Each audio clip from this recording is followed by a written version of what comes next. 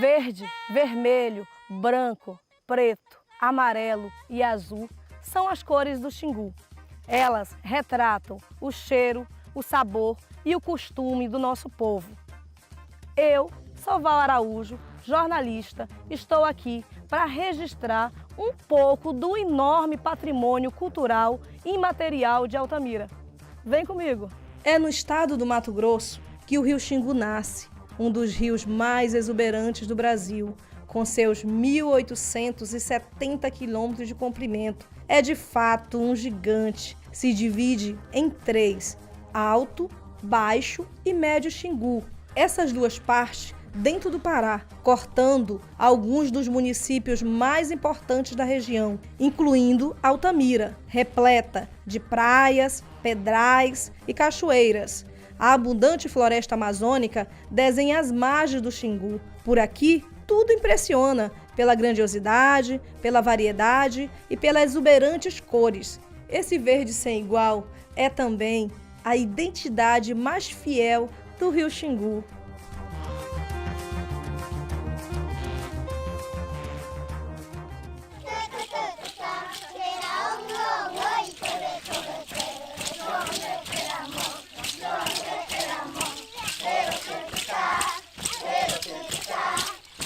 Vermelho, a cor do amor e da guerra. Na reserva extrativista do Xingu, esse vermelho cor de sangue é encontrado em um tipo único de argila e colore as simples casas dos beiradeiros, como são conhecidos os que moram ao longo do rio Xingu. A tabatinga colorida do Xingu é um patrimônio ainda pouco estudado, foi o que percebi durante o levantamento para este documentário. Por isso, é importante e necessário registrar essa distinta argila. As irmãs Raina e Artemísia nasceram e moram aqui, na comunidade Bela Vista. Mesmo tendo afinidade com o rio e a floresta, nunca exploraram essa riqueza.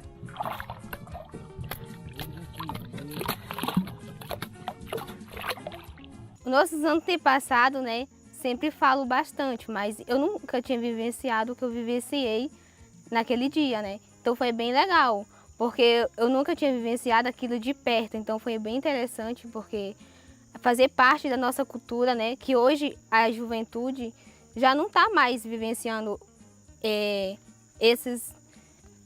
essas culturas que tinha antes, Porque estão deixando de viver aquela cultura diferenciada que antes nossos antepassados vivenciava, Mas foi bem interessante fazer esse trabalho para a gente acompanhar. Eu gostei bastante, Porque ali é bem interessante, é bonito, Porque a gente vê de longe é uma coisa, a gente vivenciar de perto é outra, Porque a gente colocou a mão na massa, a gente pintou.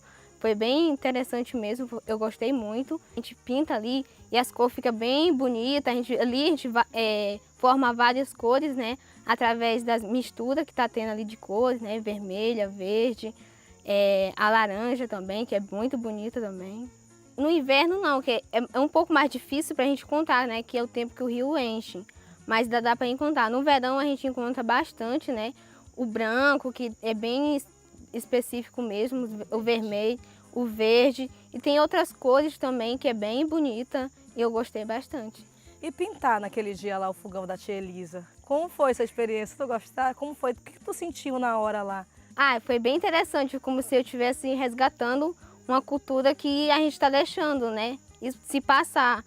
E tá voltando isso é bem importante para nós, juventude, populações tradicionais que vivem nessa área.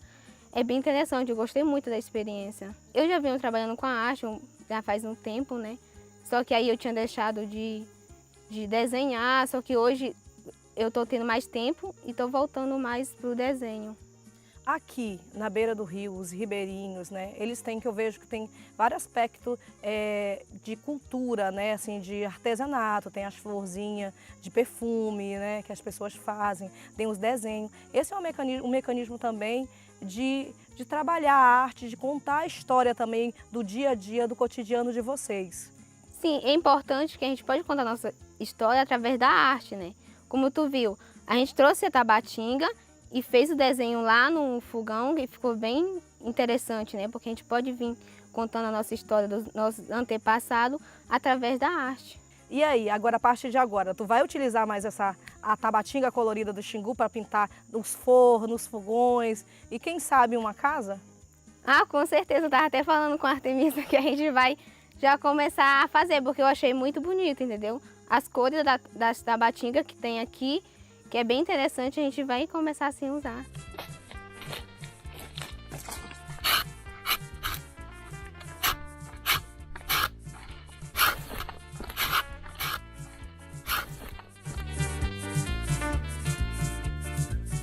A flor vermelha, pintada com a tabatinga colorida, é o tom sutil da Amazônia, diferente do branco pálido da seiva da seringa.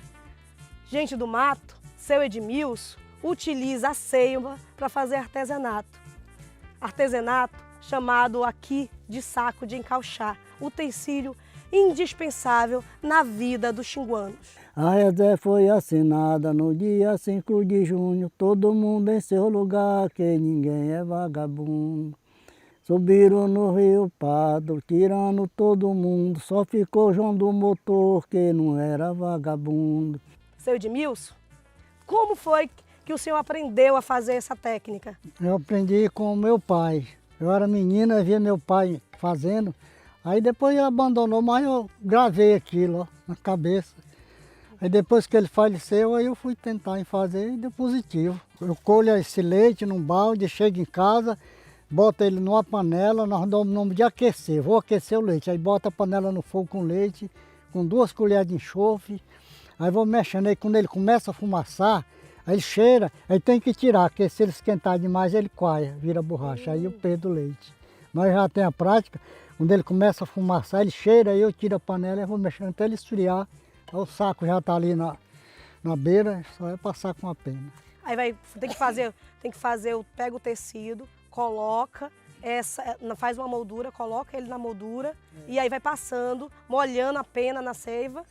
Passando nele, passa nele todinho, aí já tem a rede armada na sala, me sento aí com uns 10 minutos, tá seca aquela que eu passei. Aí eu volto lá de novo, passo outra mão nele todinho, aí me sento na rede, como tá seco, eu vou lá de novo. É o dia todinho. Termino 3 horas, 4 horas. E aqui em cima o senhor mostrou que onde foi o seu pai que fez o primeiro corte, foi, né? Meu pai fez esse primeiro corte aí, ó. Esse aqui ninguém tá nem vendo mais aqui desse lado. Aí, isso é um processo que foi ensinado do seu pai para o senhor, né? Foi. Para os seus filhos. O senhor passou isso para os seus filhos, para os passei, netos, pros netos? Já passei. Inclusive quando os meus netos vêm passar as férias aqui, vem cortar mais eu para ver como é. Mas aí, hoje aqui no Xingu, é só o senhor que desenvolve essa técnica, né? Até agora só eu que faço esse produto. Dá muito trabalho no sol, eu passo a mão nele todinho nela. Aí com 10 minutos tá enxuto, aí eu vou lá de novo. Torno passar até terminar o leite. Porque com a pena eu faço um pincel, 3 penas. Aí dá de eu passar 3 mãos no saco, aí joga fora, não presta mais. Aí então se for pincel tem que ser sacos e sacos de pincel. Hoje o senhor produz esses sacos que são comercializados a nível nacional, né, internacional e local também, né? Local também. Eu faço ele e vendo para gente que vem de fora, vendo para o pessoal aqui mesmo da comunidade. Ó, lá no Iriri, como eu tenho encomenda desses sacos, um ano desse tem uns 4 anos, a menina me levaram lá no Manelito para me dar uma aula pro pessoal lá. Aí muitos já aprenderam. Um dia desse eu estava com o rádio ligado, aí uma menina lá do Rio Novo disse: Edmilson, isso oi. Digo, com quem eu falo? Disse: você está falando com a sua aluna, a Raimunda, que foi minha aluna que eu ensinei, ela hoje já faz lá. Saco, faz boroca, faz tudo. Você está falando com a sua aluna, Raimunda. Eu digo: que bom. O senhor foi embora, alguém ainda vai manter essa tradição? Eu acredito que sim. Sim, né? Por acaso eu for embora aí, eu acho que outras pessoas vão continuar, inclusive meus filhos, que estão em primeiro lugar, né? Rapaz, uma seringueira dessa, para não ter só esses golpes do meu pai, tem uns 50 anos. A seringueira dessa, para não ter, ela tem quase um século, uns 80 anos. Não tem menos de que isso. Mas da idade do senhor, Da Então, minha seu pai, quando nasceu aqui, o senhor já estava aqui. Já. E hoje o senhor está nessa idade junto com ela. É. Ela é sua companheira. Minha companheira, minha filha, quando eu corto e que eu vejo esse risco, eu digo, algum dia, meu pai pensou, um filho dele tá recortando por cima desse risco vai dele. E se não tivesse essa preservação, né, da floresta em pé, das aves em pé, hoje o senhor teria condições de desenvolver essa atividade que o senhor faz? Não tinha condição, porque não tinha mais nenhuma ave dessa viva. Se fosse para derribar um pau daqueles, os fazendeiros, chegasse para brocar e derribar, aí eles querem que você fazia, sabe? Eu digo, eu fazia assim, ó. Me abraçava com eles, pode cortar eu com ele, que eu vou satisfeito. Subimos no Rio Pato com destino gameleiro, só deu tempo nós chegar lá no pé da cachoeira. Nós se arranchava, eu estalei de amador, eu vou contar uns casos do tempo do meu avô. Tô vendo coisa que dá dó no coração, de ver no Rio Pato a grande desmatação. O povo vê, fecha os olhos e fica calado, fomos passando para frente, deixando tudo para trás. E aí quando a reserva foi assinada, aí subiu, o pessoal vieram, o Ibama, e subiram aí, tirando todo mundo, só ficou lá da cachoeira, o João do Motor. Ele nunca saiu de lá, ele é legal que só ele.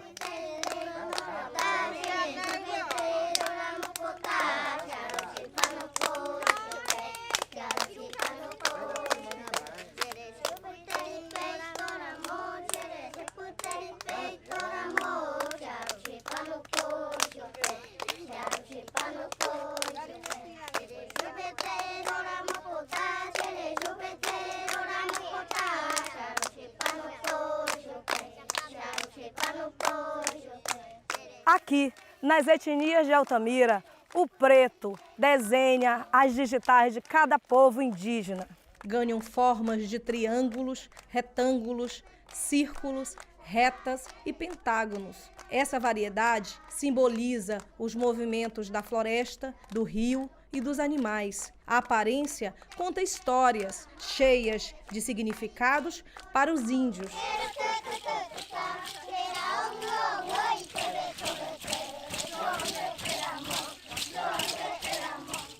As pinturas indígenas no Xingu, ela tem uma diversidade única e uma pluralidade de povos, né, de etnias, onde se faz a representação por meio das cores e das pinturas, né?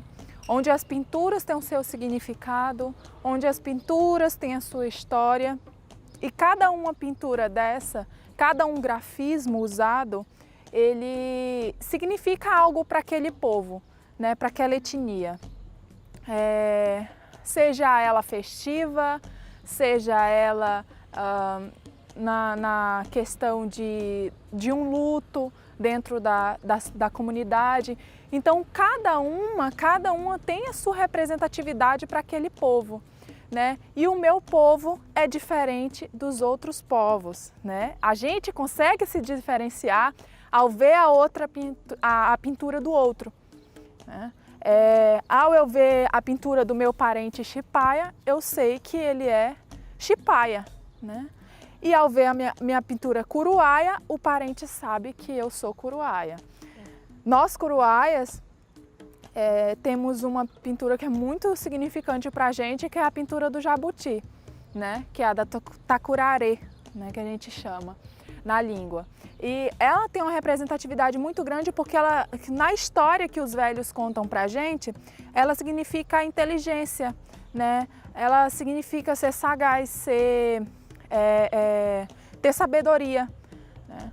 Aí faz-se, né? Os velhos contam cada história para os mais novos e essas histórias vão passando, né? De geração em geração e com isso as pinturas também. Muitas das pinturas também vêm dos sonhos, né? Os Xipaia, eles têm muito isso. Eles têm um sonho e reproduzem uma pintura. O urucum, para a gente, ele representa isso, né? A gente tem o vermelho, né? do urucum, que ele representa para a gente que a gente está em luta. Cada etnia varia, né, com as suas especificidades. A gente nunca pode igualar essas etnias justamente por causa disso, que cada um tem a sua. E os Araueté, eles têm a deles por conta que eles usam o urucum. Né? Nós usamos o genipapo, né? A tinta do genipapo feita, mas nós também usamos o urucum. Né? Os arauetés não, já é diferente, né? Eles têm possivelmente, os seus mais velhos falam sobre a importância do urucum, né? E tem histórias disso, o porquê deles pintarem só de urucum, né? Não com o genipapo. Então isso nos faz, ao mesmo tempo que iguais, nos faz diferente. Porque aqui em Altamira, os povos da floresta, os ribeirinhos, os indígenas, vivem em harmonia transitando na cidade, que já são os indígenas urbanos, igual você, Lorena, que você fica um pouco na comunidade, um pouco aqui na cidade, é universitária. Isso. É importante falar, quando a gente se retrata, né, do indígena da cidade, de que o indígena ele sempre esteve aqui. Altamira é uma aldeia, né? Altamira é uma aldeia e é indígena. Então, aqui é nosso, né? Aqui continua sendo também nossa aldeia. Não é porque saímos da nossa aldeia para vir para a cidade em que a gente simplesmente chegar e falar assim, porque o indígena é da cidade. Ele é da cidade porque aqui era uma aldeia, né? E aqui para a gente tem um simbolismo muito grande em toda essa questão, né, da nossa pintura. Hoje a gente se sente melhor em caminhar nas ruas e estar pintado. Mas antigamente, muitos dos nossos parentes, dos nossos antepassados, eles não se sentiam tão confortável por conta do julgamento das pessoas. E olha só, né? A gente está em Altamira, né? O berço dos indígenas, né? Aqui era indígena, né? O Brasil é indígena. Então agora os povos originários de Altamira, que são os indígenas, estão se auto-reconhecendo, é isso? Eu creio que os povos indígenas eles estão tomando o seu espaço hoje melhor, porque o espaço sempre foi nosso, né? Mas a gente tem aquela questão do preconceito, do racismo, né? Da própria cidade, da própria comunidade. Então, a gente tem assumido esse espaço com mais força, a gente tem trago jovens, ensinado as crianças, passado isso para frente para que não aconteça o que aconteceu já atrás de apagar a identidade, né? Porque apagaram a identidade dos povos. E isso é muito sério quando se trata da identidade, né? O grafismo, a pintura, o genipapo, o urucum, ele é a identidade dos povos, é nossa identidade. Então, se você vê ele pintado, ele pode estar maquiado, ele pode estar vestido com outras roupas sociais, mas ele vai ter o grafismo dele e vai continuar com o mesmo significado, né? Nós, onde estivermos, a gente tem os nossos adereços, né? A gente tem alguma coisa que nos represente ali, né? É como uma vestimenta. Uma vestimenta tão única. E quantos sabores o Xingu oferece? A culinária regional também faz parte da identidade dos povos do Xingu. Aqui, folha e peixe se completam. Um colorido que proporciona um paladar inigualável.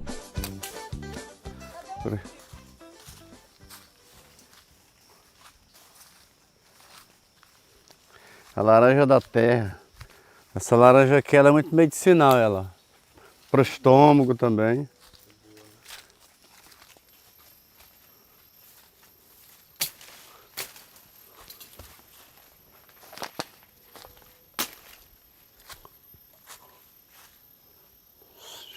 Aqui também. Melhor. A galera gosta tanto do peixe na palha da banana que até a palha tá pouca. Vou tirar umas ali, aquele é bonito ali, ó.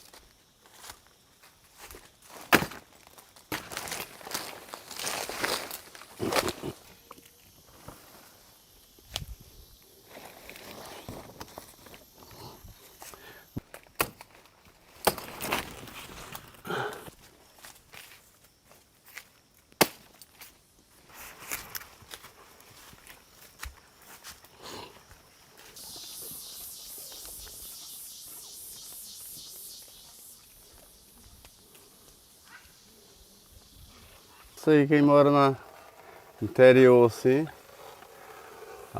você tem que aprender de tudo, até porque os velhos que é os guerreiros, né?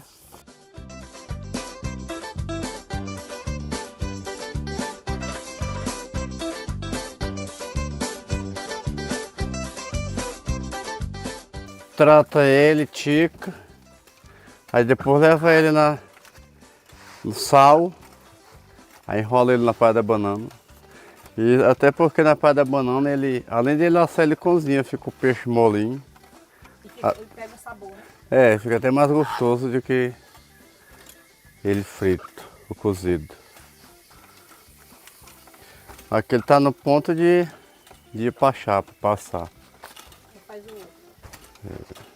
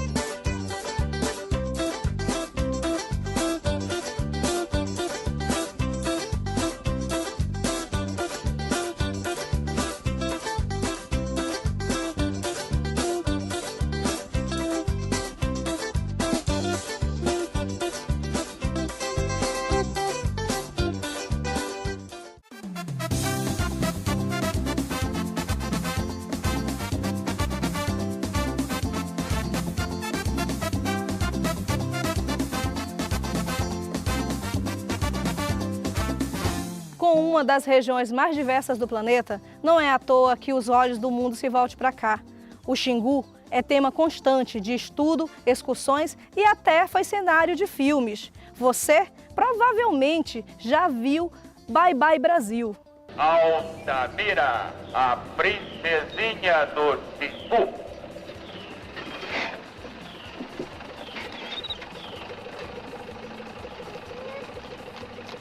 Altamira. E o rio Xingu. Aquele rio lá é o Xingu.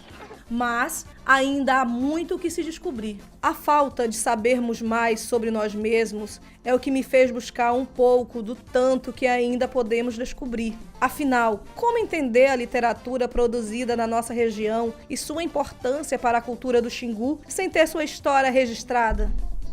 A literatura de Altamira e Xingu e Transamazônica, ela é uma literatura muito parecida com a literatura brasileira, né?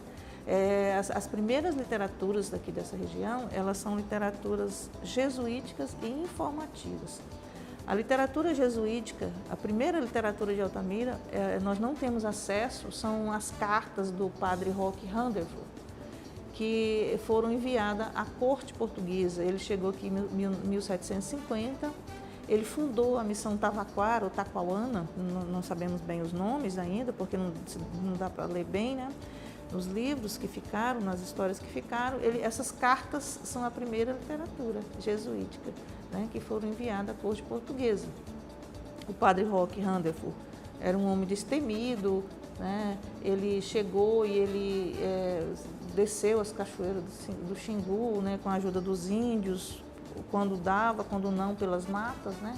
E ele fundou a missão Tavaquara e ele escreveu sobre a região, então é a primeira literatura da região, né? Já no século XIX, aí já vem a literatura informativa científica, né? A primeira obra sobre o Xingu é essa obra aqui, tá? O príncipe Adalberto da Prússia, ele esteve por aqui, ele passou pela missão Tavaquara, ele seguiu os passos do padre Roque Randolph, né? E produziu, em 1842, ele produziu essa obra sobre o Xingu, já é a literatura informativa. No século XX, nós tivemos primeiro o príncipe Adalberto da Prússia, né, que escreveu aqui Brasil, Amazonas, Xingu. Depois veio o príncipe Adalberto alemão. Depois veio Carl von der Steen, também alemão, já em 1884, e produziu o livro Pelo Brasil Central. E depois, em 1896, já vem um francês, né, o Henri Caudroux, que produziu aqui Viagem ao Xingu. Né? Esse livro é básico, ele tem imagens produzidas das cachoeiras de todas as localidades. Quando a gente conversa com os ribeirinhos antigos, né, eles contam e eles falam, e as imagens são essas aqui. Um trabalho muito interessante. Já é a literatura informativa científica, produzida do Xingu. Isso século XIX, né? Depois ainda teve uma mulher, né, a Emília, também alemã, que visitou o Xingu. Ela subiu o Xingu, o Iriri, até chegar ao Tapajós e escreveu Travessia entre o Xingu e o Tapajós. Né? Todos os interesses eram de registrar as belezas do Xingu, os índios, os povos indígenas, né? E contar como é que era esse paraíso, essa virgindade do rio Xingu, Iriri e Tapajós.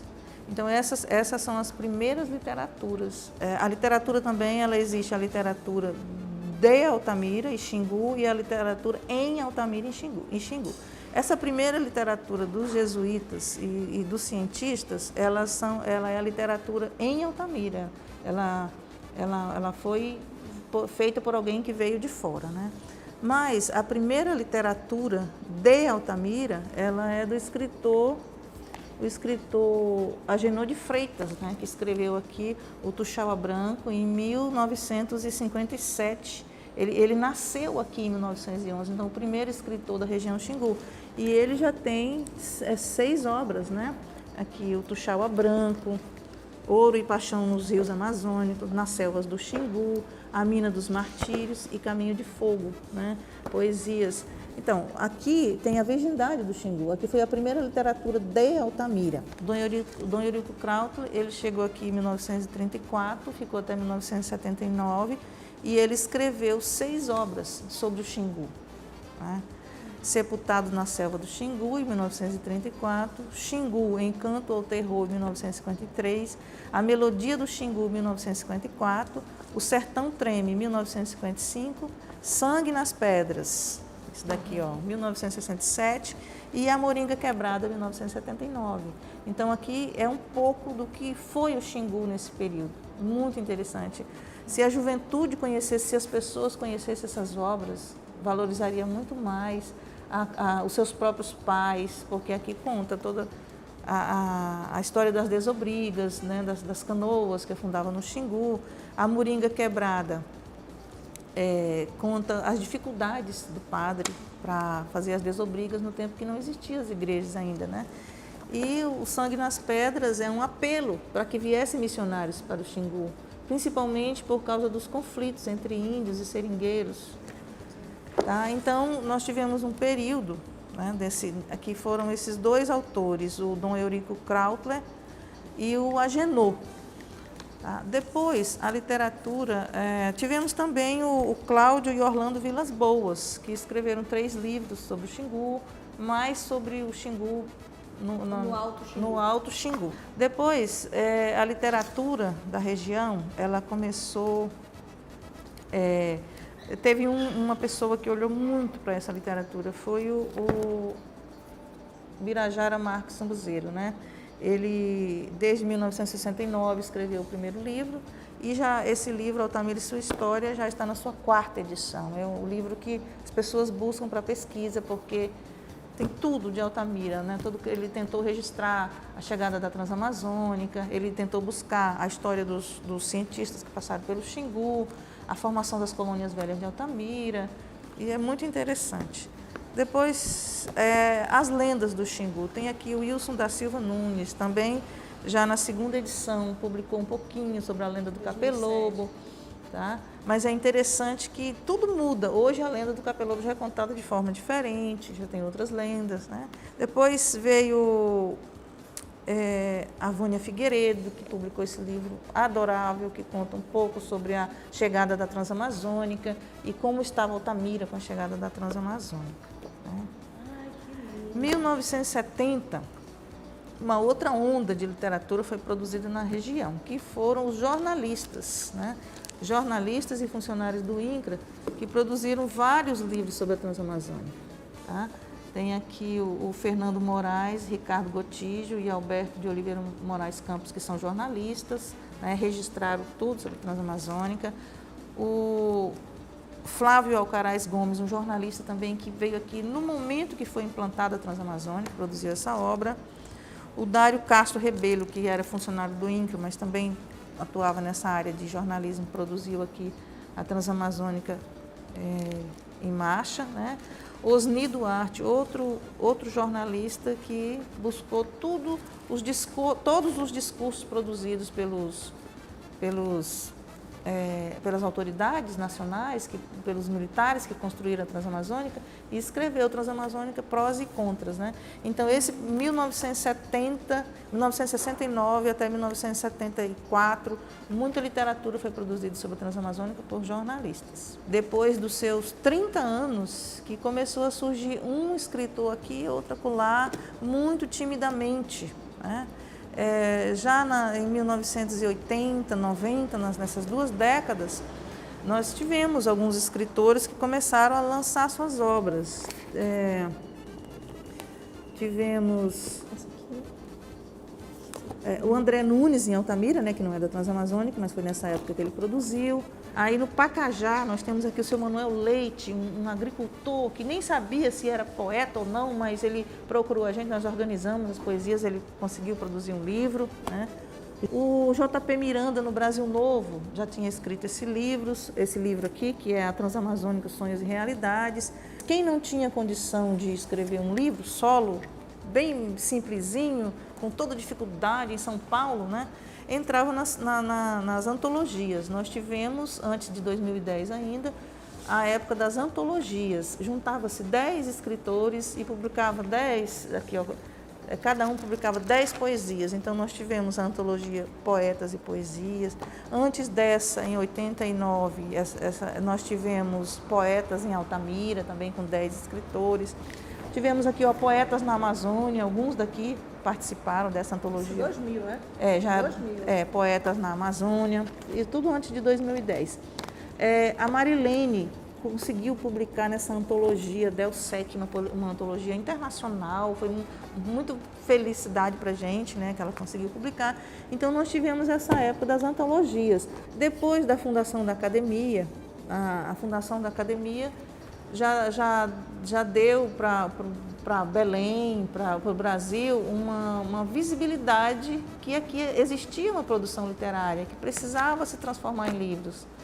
E aí, de repente, nós passamos a ter já 24 escritores da região transamazônica e Xingu, com suas obras publicadas. Aqui o Anamã, que é da minha autoria, né? O Anamã conta a história dos primeiros moradores da Transamazônica, que vieram para cá, do barco que afundou no Estreito de Breves, né? E o Anamã é uma das primeiras obras literárias da Transamazônica, né? Isso é uma felicidade para a gente, né? Aí nós temos aqui, ó, também de minha autoria, A Lenda da Lamparina, que é uma história de Medicilândia, né? Medicilândia apareceu pela primeira vez na literatura, né? E quem publica assim já não tem tanta divulgação, o livro artesanal, mas eu que publiquei pelas editoras, o livro já foi para o Brasil, já tem uma visibilidade, né? Nós continuamos aqui, a Gorete já publicou no Brasil Novo a história de uma família que veio também em 1940, 1950, então do Nordeste para a região transamazônica. Nós temos já literatura produzida de todas as épocas da história, nós já temos essa literatura produzida, né?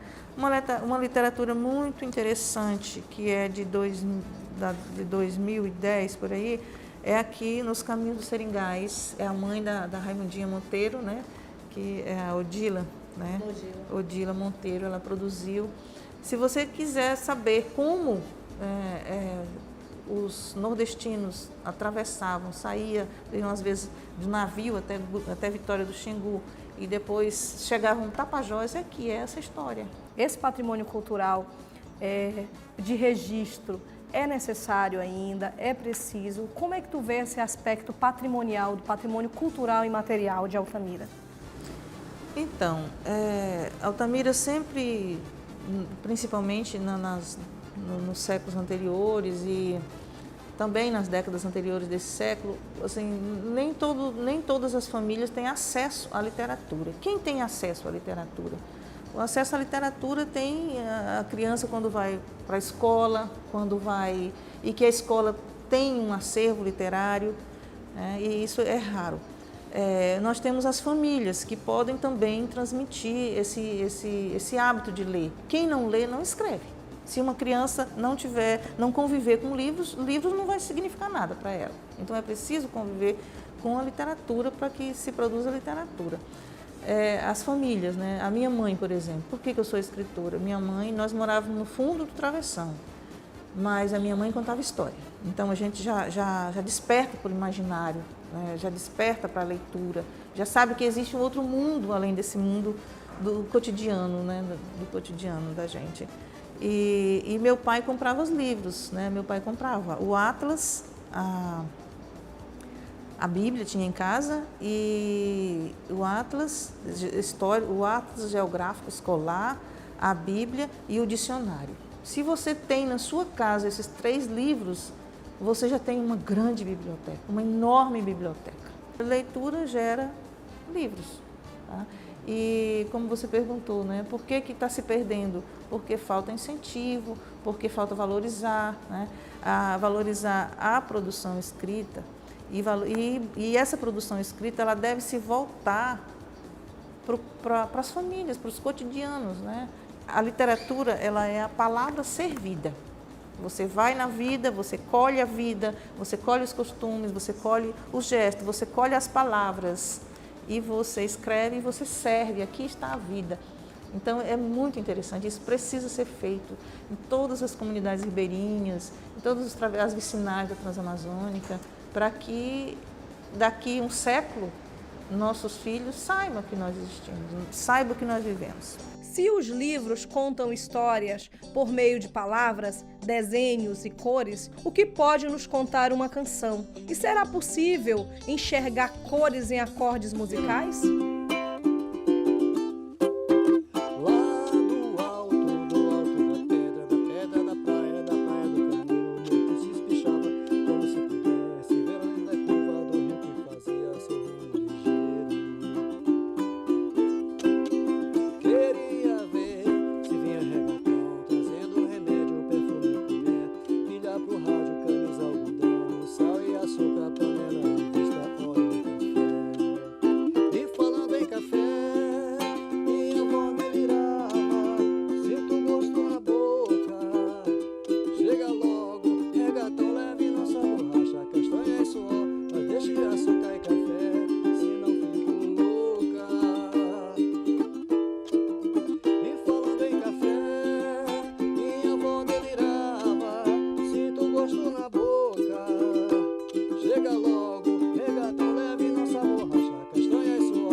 Deixe açúcar e café, se não fico louca.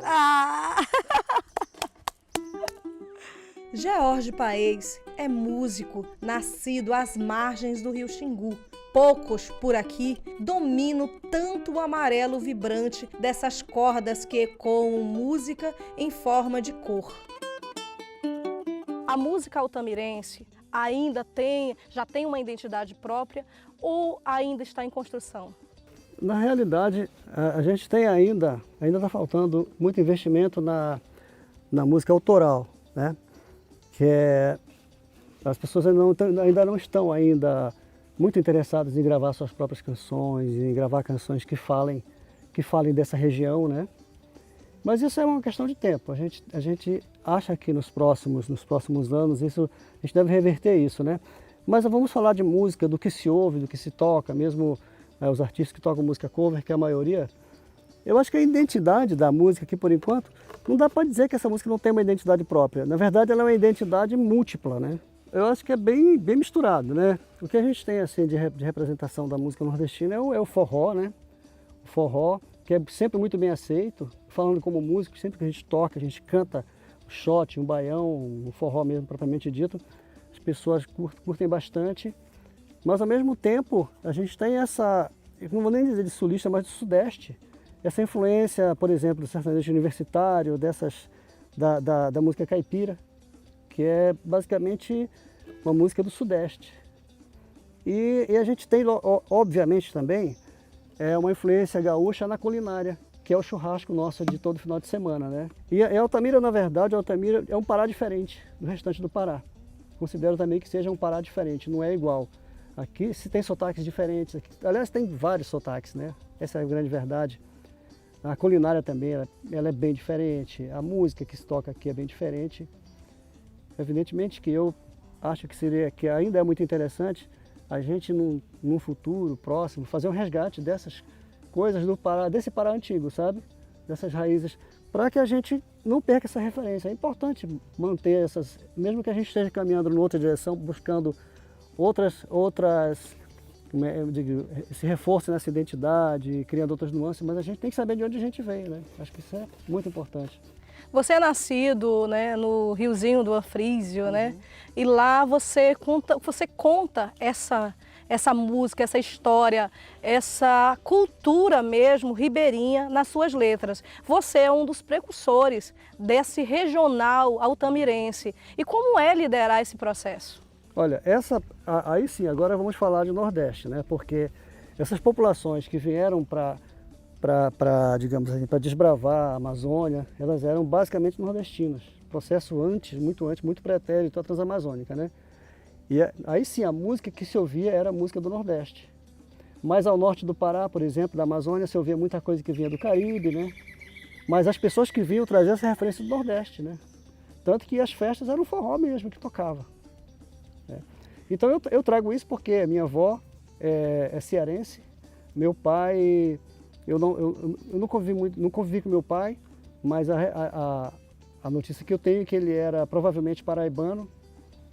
E então, de alguma maneira, isso acaba refletindo no trabalho que a gente faz. Especialmente que eu andei fazendo pesquisa e tudo mais, né? Trazendo histórias da minha avó, histórias dessas vivências na mata, na selva, né? Nessas colocações, como se chamavam, esses lugares onde se trabalha com a seringa, né? Com a colheita da seringa, as colocações, né? Essa referência é bem nordestina, em todos os sentidos. Sim. Então, no caso, a música aqui e a história ainda é contada por discípulos, por descendentes de nordestinos. Tanto isso é verdade que aqui em Altamira, eu me lembro quando moleque ainda havia boi na rua, os boizinhos na rua, cordões de pássaros. Em Vitória do Xingu ainda tem cordão de pássaro em atividade. Aqui nós perdemos isso, mas ainda há pessoas ainda que são capazes de, digamos assim, de nos ajudar num resgate, para que a gente possa trazer isso de volta. Porque o Cordão de Pássaro é um teatro a céu aberto maravilhoso, né? Assim como o Boi Bumbá também, o Bumba Meu Boi, né? Então o que eu diria é que a nossa identidade ela é múltipla, né? Ela é nacional mesmo. A nossa identidade aqui é absolutamente nacional. Então é um processo ainda de décadas e décadas de ano para ainda se construir algo referencial com relação à música mesmo aqui só de Altamira. Talvez a gente venha um dia ter isso, né? Talvez um dia a gente venha ter uma coisa que diga que alguém ouça em algum lugar, essa música veio de Altamira, não sei sem nem saber quem é. Assim como quando se ouve uma guitarrada, já se sabe que é no mínimo Belém, né? Sim. Belém, Bragança, Cametá. Então já se tem essa referência, quando se ouve uma guitarrada. Quem sabe, né? A gente chega num patamar desse, né? De uma hora alguém escutar uma música nossa, uma música daqui da região, e diz, pô, gente, isso só pode ser de Altamira. Olha esse som, olha essa levada, esse timbre, né? Hoje, quando eu ouço Geórgio Paes, eu me identifico, então, como altamirense. Então, esse processo de construção, eu acho que tu faz parte desse processo, né? Tu faz parte desse processo e vamos ensinar a contar nossas histórias aqui, lá do alto. Pois é, eu trago essa referência do alto, que é o Alto Xingu, e lá do alto porque a nossa estrela, a estrela do Pará, está lá em cima, ela está lá no alto da bandeira, né? Então essa referência ela tem esses dois lados, né? E eu espero, na verdade, que com esse meu CD, contando essas histórias dessa forma que eu estou falando, venha incentivar outras pessoas também a fazer a mesma coisa. Evidentemente a gente não pode esquecer que a gente tem Cleo Soares, né? Que já vem contando histórias aí através do brega, que é a praia dele, né?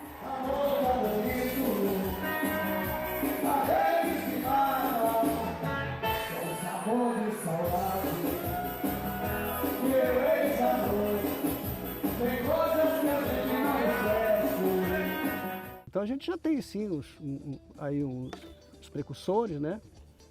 Mas infelizmente assim, a galera que faz música não seguiu fazendo música autoral, não gravou, não registrou. Eu espero que a gente consiga daqui para frente dar uma engrossada nesse movimento de música autoral. Jorge, quando tu ouve o ukulele, a batucada, os tambores, o que te lembra? Te lembra a floresta, os pássaros? O que te lembra?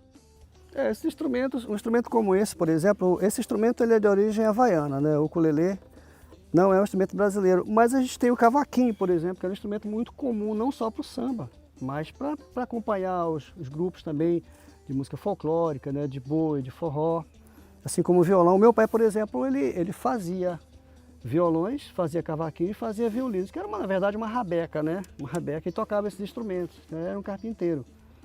Ele fazia esses instrumentos. E esses instrumentos são muito orgânicos, né? São orgânicos. Você escuta um violão, não precisa estar plugado a nada, nenhuma caixa de som, e você já sente, assim como um tambor, como uma maraca, um pandeiro, que é também muito comum na música do Nordeste, né? Isso, claro, isso para mim tem cheiro de matos, tem cheiro de rio, assim como a guitarrada tem cheiro de rio. O carimbó para mim tem cheiro de mato e rio também, né?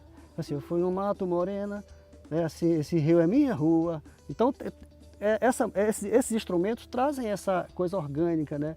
Que tem o cheiro e as cores do rio, da mata, da vivência cabocla.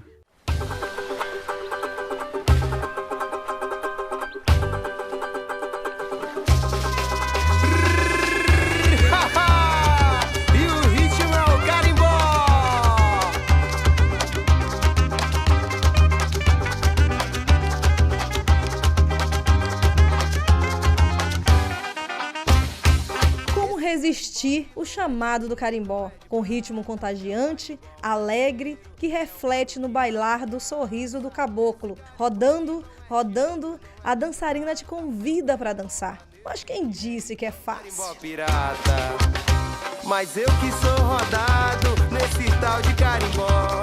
Sou da terra de Lucindo, Verequete, Cupijó, da vila de Coraci, criado no Marajó. Do pau oco fiz curimba pra bater meu carimbó. Esse carimbó que não é de ouro, não é de prata, é um carimbó. Esse cara é referência quando o assunto é carimbó. Já ensaiou muita gente e disputou vários festivais culturais. Primo é assinatura em forma e cor do ritmo mais paraense que existe. Sempre acompanhando as belas saias rodadas das dançarinas de carimbó, estou aqui com o Primo. A dança na minha vida é praticamente tudo, né? A gente que mexe nesse ramo folclórico, né, aqui na região, é praticamente tudo, né? A gente dança, ensaia meses e meses de ensaio, dança, se diverte, entendeu? Tem uns compromissos em vários festivais, então para mim é praticamente tudo, né? Em janeiro a gente já começa ensaio, janeiro, fevereiro, março, abril, maio e junho é o festival, né?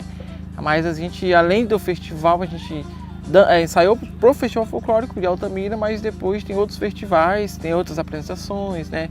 Tem os arraiais, e em agosto tem a Semana do Folclore, e assim vai, em setembro tem muitas festas ainda. E assim, no decorrer do ano, a gente vai dançando. E depois, em janeiro, volta tudo de novo. Um planejamento, né, do festival, da dança. E assim vai, do grupo folclórico, dependendo do grupo. Em Altamira são 10 grupos folclóricos, né? E é muito bacana, é uma disputa entre os grupos folclóricos, é muito legal. Então são meses e meses de ensaio, né? E quando a gente ensaia especificamente os meses para o Festival Folclórico de Altamira. Depois que acaba o festival, entendeu? A gente tem várias apresentações também durante o resto do ano. Depois volta de novo aos ensaios, que a dificuldade é em todo lugar, né? Então, tipo assim, também como é 10 grupos folclóricos, tem que ter 10 sedes, entendeu? Tudo é para 10, né? Tudo é para 10 grupos.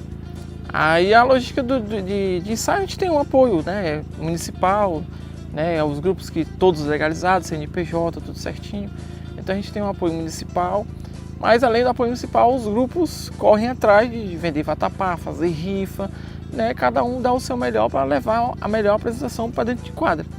Não é fácil, né? Mas igual eu digo, a Altamira a gente faz cultura não porque quer, entendeu? Mas sim porque gosta. É ainda um processo cultural na dança, né?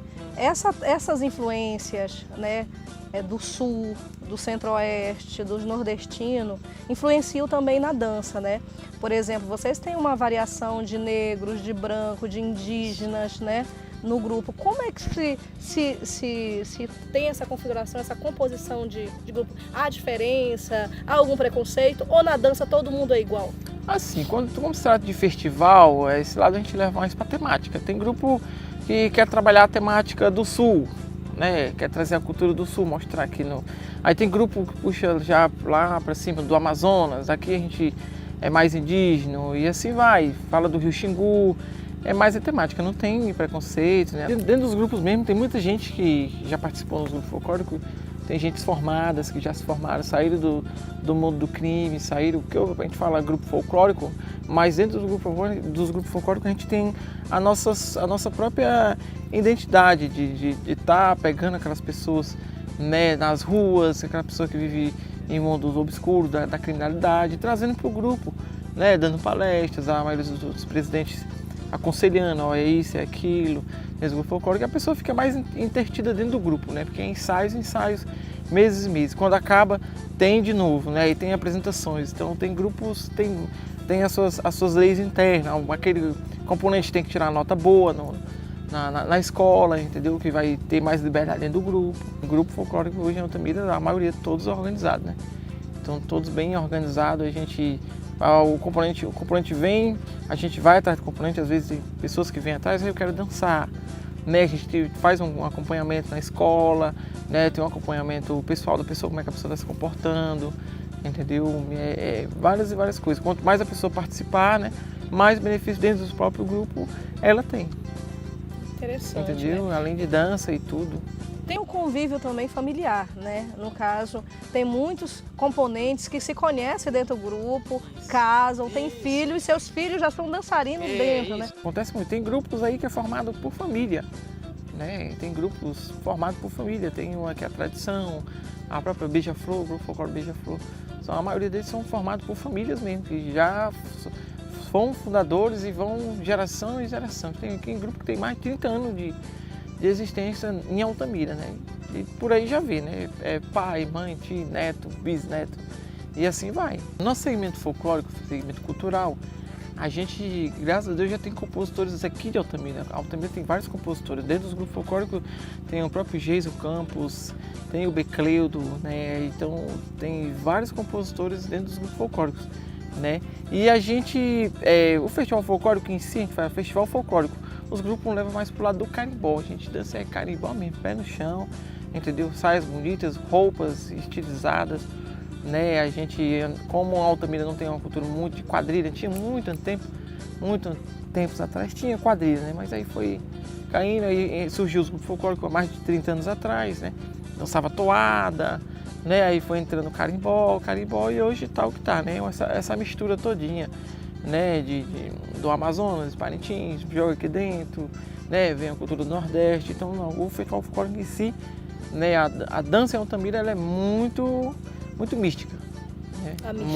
Muito mista mesmo, né? E é muito legal isso, muito legal mesmo.